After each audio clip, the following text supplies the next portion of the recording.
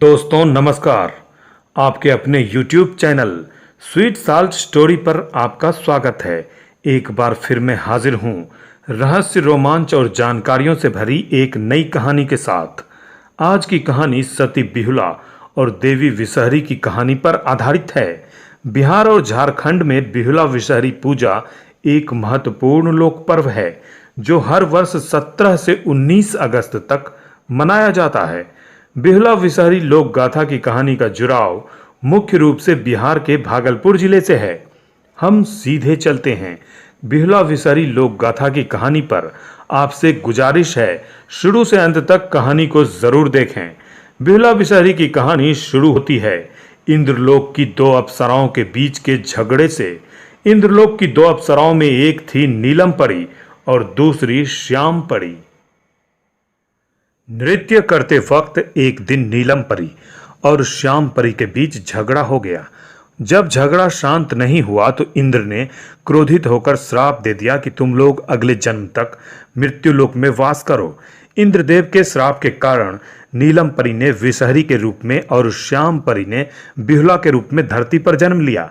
देवी विषहरी के जन्म की कहानी भी अद्भुत है। एक दिन भगवान शिव सोनदह नामक तालाब में स्नान कर रहे थे। इसी क्रम में उनकी जटा से 5 बाल टूटकर 5 कमल फूल में परिणत हो गए, जिसमें 5 बहनें क्रमशः मैना, द्वितिला, माया या त्रिपुला, जया एवं पद्मा नामक 5 सर्प कन्याओं का जन्म हुआ। यही पांचों सर्प कन्या देवी विषहरी के नाम से जानी जाती हैं। विषहरी ने अपनी पूजा मृत्युलोक में करवाने के लिए शंकर जी से आग्रह किया।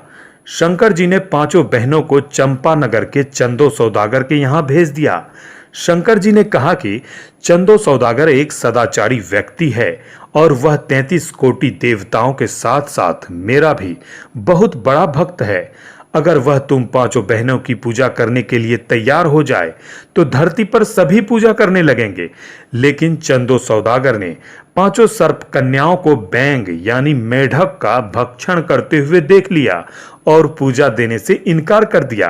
पांचों सर्प कन्याएं मायावी और अत्यंत शक्तिशाली थीं।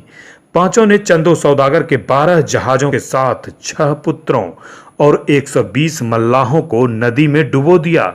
इतना होने के बाद भी चंदो सौदागर विषहरी को पूजा देने के लिए तैयार नहीं हुआ।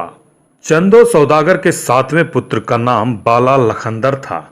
कहानी में जिस चंपानगर का हम जिक्र कर रहे हैं वही चंपानगर वर्तमान में भागलपुर जिले के नाम से जाना जाता है।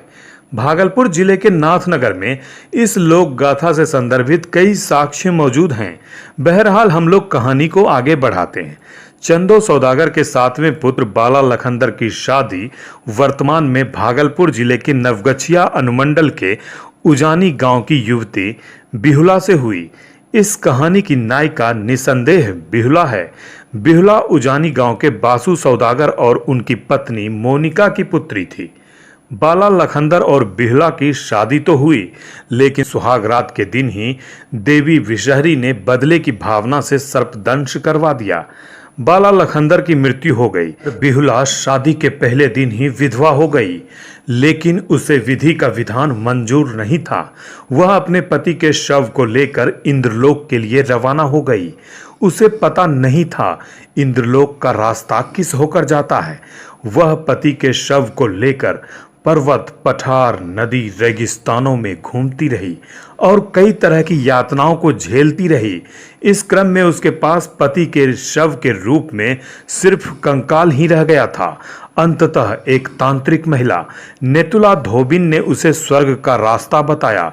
बिहुला अपने पति के कंकाल के साथ स्वर्ग पहुंची और वहां आश्चर्यजनक नृत्य की प्रस्तुति कर देवी देवताओं के समक्ष अपने भाव को अभिव्यक्त किया। देवताओं को प्रसन्न कर बिहुला ने न सिर्फ अपने पति को जीवित करवाया बल्कि चंदो सौदागर के 6 पुत्रों और 120 मल्लाहों के साथ उनकी खोई धन संपदा को भी वापस करवाया।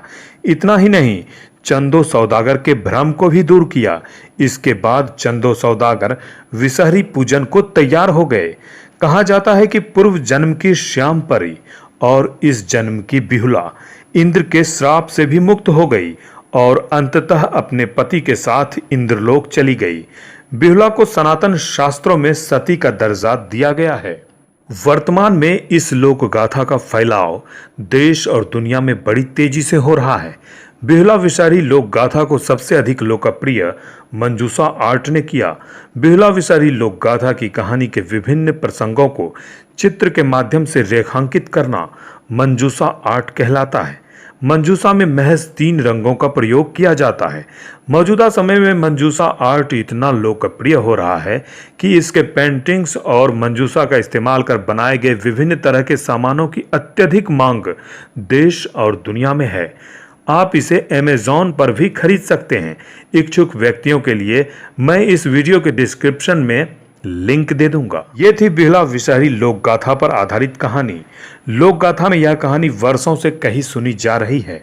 वीडियो को लाइक अवश्य करें, चैनल को सब्सक्राइब कर बेल आइकॉन दबाना ना भूलें। हम एक बार फिर से हाजिर होंगे रहस्य, रोमांच और जानकारियों से भरी एक नई कहानी के साथ। तब तक के लिए शुभ विदा।